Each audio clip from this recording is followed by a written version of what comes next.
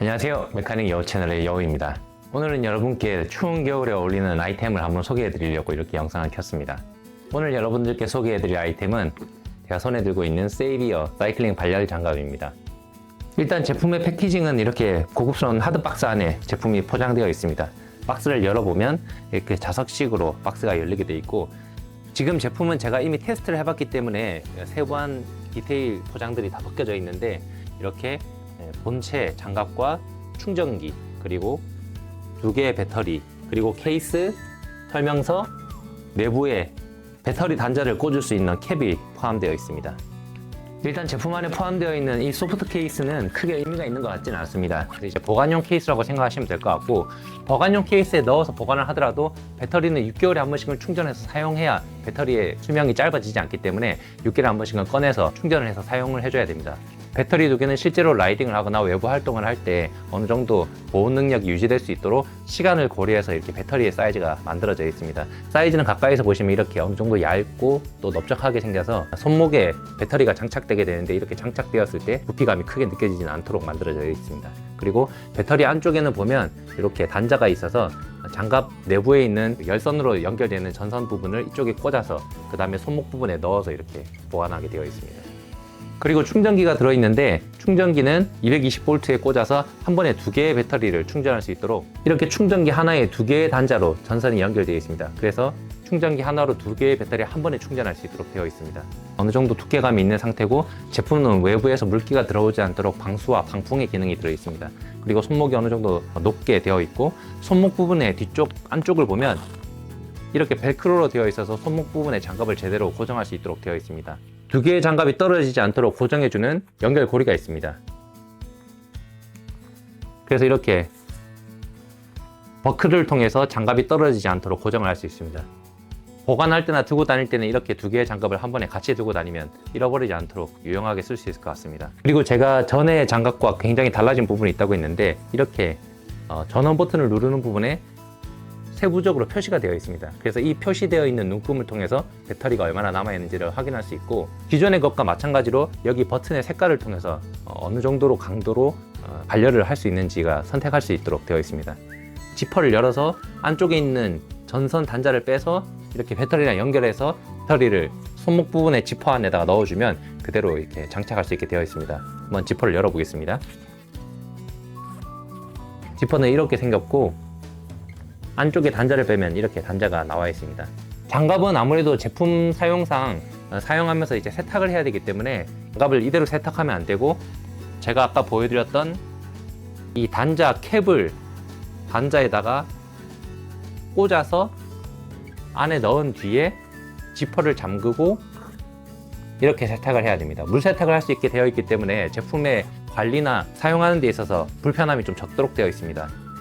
자, 제품의 단자에 이 고무 캡을 빼고, 그 다음에 이 부분 단자에다가 배터리를 꽂아서 손목 부분에 이렇게 삽입을 합니다. 그리고 지퍼를 잠그면 장갑을 낄 준비가 되어 있습니다. 꼈을 때 느낌이나 부피감, 그리고 이제 아래쪽 그립감은 굉장히 부드럽게 되어 있어서 장갑을 끼고도 핸들을 잡는다거나 레버를 잡는데 크게 불편함이 없도록 되어 있습니다. 이 세이비어 장갑에서는 제품이 여러 가지 제품이 있는데, 가장 인기 있는 제품이 이 사이클링 장갑과 애니라이드라는 장갑 2가지가 가장 인기가 있습니다. 자, 한쪽에는 제가 가지고 있는 이 애니라이드라는 장갑이고, 한쪽에는 지금 리뷰하고 있는 사이클링 장갑입니다. 두 제품이 굉장히 비슷하게 생겼지만, 보시면 이제 겉감의 가죽으로 조금 더 보충이 되어 있느냐, 아니면 이렇게 그냥 합성 재질로 방수 재질로만 되어 있느냐의 차이가 있습니다. 아무래도 애니라이드가 손등이라든지 손가락 부분 쪽은 좀 더 염소 가죽으로 이렇게 보완이 되어 있어서 조금 더 내구성이 강할 것 같이 생겼고, 제품의 디자인은 아무래도 그냥 일반 사이클링 장갑에 어울린다기보다는 뭐 바이크라든지 혹은 아웃도어 생활에 좀 더 잘 어울리게끔 디자인이 되어 있습니다. 그래서 저는 아무래도 사이클링이라든지 산악 자전거 라이딩 같은 것들을 많이 하기 때문에 이쪽 사이클링 장갑을 선택할 것 같아요. 제품은 애니라이드나 또 이제 사이클링 장갑이나 둘 다 굉장히 부드러운 재질이라서 뭐 애니라이드가 손등 쪽이라든지 손가락 쪽에 염소 가죽이 덧대어져 있다고 해서 좀 더 움켜쥐는 느낌이라든지 움직이는 느낌이 거칠거나 뻑뻑하다는 느낌은 아니에요.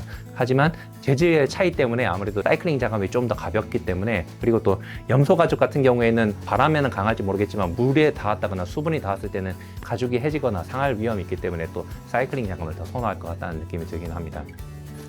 방금 애니라이드와 사이클링 장갑의 무게가 약간 차이가 날 것 같다고 했는데 한번 실제로 실측해 보도록 하겠습니다. 이 두 제품 다 L 사이즈이기 때문에 제품의 재질의 차이만 있다고 보시면 될 것 같아요. 올려보면 애니라이드 장갑이 163.4g 정도 됩니다. 그리고 사이클링 장갑은 152.6g 정도 됩니다. 둘 다 안에다가 배터리를 넣어둔 상태이고 두 제품 다 사용하던 제품입니다. 크게까지 무게 차이가 나진 않는데 실제로 사이클링 했을 때 느낌은 살짝 더 사이클링 쪽이 미세하게 가볍다라는 느낌이 손에 느껴지긴 하는 것 같아요. 애니라이드와 사이클링 장갑을 두 개 다 비교해 보면서 착용해 봤을 때 느꼈던 점은 아무래도 방금 측정해 봤던 무게 차이는 아니고 실제로 사용하면서 발생하는 편의에 대한 부분인데, 아무래도 그 애니라이드 같은 경우에는 손등이라든지 손가락 부분에 가죽이 덧대어져 있었기 때문에 피혁을 좀 더 보호하는 데 유리했다라는 느낌이고, 사이클링 장갑은 제품 자체가 굉장히 끝부분이라든지 아랫부분이 전부 다 합성 피혁으로만 이루어져 있기 때문에 애니라이드에 비해서 제품을 보호하는 그 보호 능력은 조금 떨어지지만 실제로 사용했을 때 좀 더 부드럽고 사용감 자체가 가볍다라는 느낌이 들었어요. 그리고 이제 염소 가죽이 덧대어져 있다거나 덧대어져 있지 않다고 해서 실제로 방풍 능력의 차이가 있다거나 보호 능력의 차이가 있다는 느낌은 아니었습니다. 그럼 이제 제품을 작동시켜 보도록 하겠습니다. 제품이 이렇게 손등에 있는 작동 버튼을 누르면 작동이 되게 되는데, 이걸 길게 꾹 누르면 이렇게 빨간불이 들어오게 되면서 가장 최대 모드로 발열이 시작됩니다. 이 빨간색 모드에서 한 번 더 누르게 되면 하얀색 불이 들어오게 되면서 중간 모드가 됩니다. 그리고 한 번 더 누르게 되면 파란색 모드로 가장 약한 발열 성능이 발휘되게 됩니다. 제품은 모드에 따라서 지속 시간이 달라지게 되는데, 발열 모드를 하이 모드, 미디움 모드, 로우 모드로 작동을 할 수가 있습니다. 하이 모드로 했을 경우에는 온도가 60에서 63도 정도로 유지되게 되고 지속 시간은 2시간 30분 정도가 지속이 되게 됩니다. 그리고 미디움 모드는 50에서 55도 정도가 지속이 되고 3시간 30분 정도 유지가 됩니다. 그리고 로우 모드는 38도에서 45도 정도가 유지가 되고 6시간 30분 정도 사용할 수가 있습니다. 장갑 자체는 발열 장갑으로서만 의미가 있는 게 아니라 장갑의 형태 자체도 굉장히 벌크감이 있고 따뜻한 느낌을 유지해 줄 수 있는 형태의 장갑이기 때문에 일반적인 동계 장갑과 거의 비슷한 느낌의 벌크함과 따뜻한 보호 능력을 가지고 있는 수준이라 거기다가 발열을 더했다라고 생각하시면 될 것 같아요. 그래서 일반적인 동계 장갑을 끼고 가다가 손가락이 시려졌을 때 그냥 우리가 손을 비빈다거나 손에 입김을 불어서 손을 따뜻하게 만드는 방식을 이제 발열로 대체했다고 생각하시면 될 것 같습니다. 제품은 겉감이 방수 방풍 재질로 되어 있긴 하지만 완전 방수는 아니기 때문에 물에 담궜다거나 굉장히 오랜 시간 동안 물을 맞을 경우에는 물이 안쪽으로 스며들기도 합니다. 제품은 보면 손바닥 부분의 그립을 높이기 위해서 손바닥 부분이 합성 피혁으로 되어 있기 때문에 이쪽 부분으로도 물이 스며들 수가 있고, 겉감은 방수 재질이긴 한데 이 부분에 박음질이 되어 있는 틈새 같은 부분으로는 물기가 스며들 수 있기 때문에 바깥쪽에서 아주 약한 비를 맞는다거나 짧은 비를 맞는 정도는 문제가 없겠지만, 내가 이제 눈을 가지고 놀겠다라든지 눈싸움을 한다든지 혹은 또 비가 굉장히 많이 오는 날에 비를 오랫동안 맞게 되면 물이 안쪽으로 스며들 수 있다는 것들은 유의를 해야 될 것 같습니다.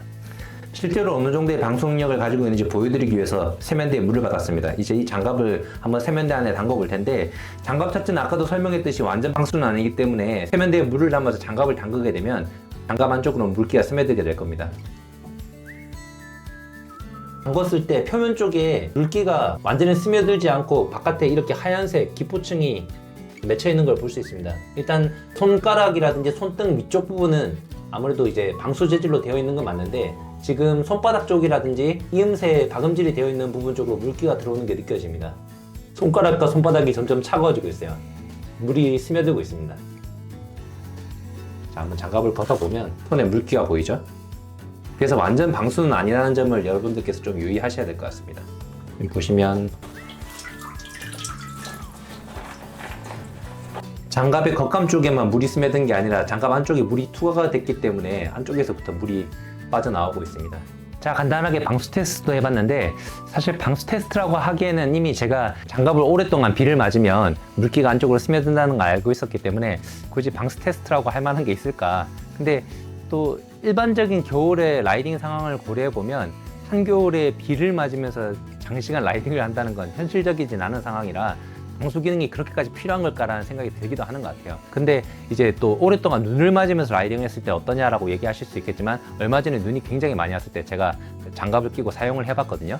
근데 눈이 왔을 때는 겉감의 손등 부분과 손가락 위쪽 부분은 전부 다 방수 재질이기 때문에 눈을 이렇게 털어버리면서 라이딩을 했을 때는 물기가 안쪽으로 스며들어서 손가락이 언다든지 너무 추워서 못 견디겠다든지 이런 느낌은 전혀 없었습니다. 그래서 눈이 내리는 상황까지는 어느 정도 커버가 가능하다라는 지점인 것 같아요.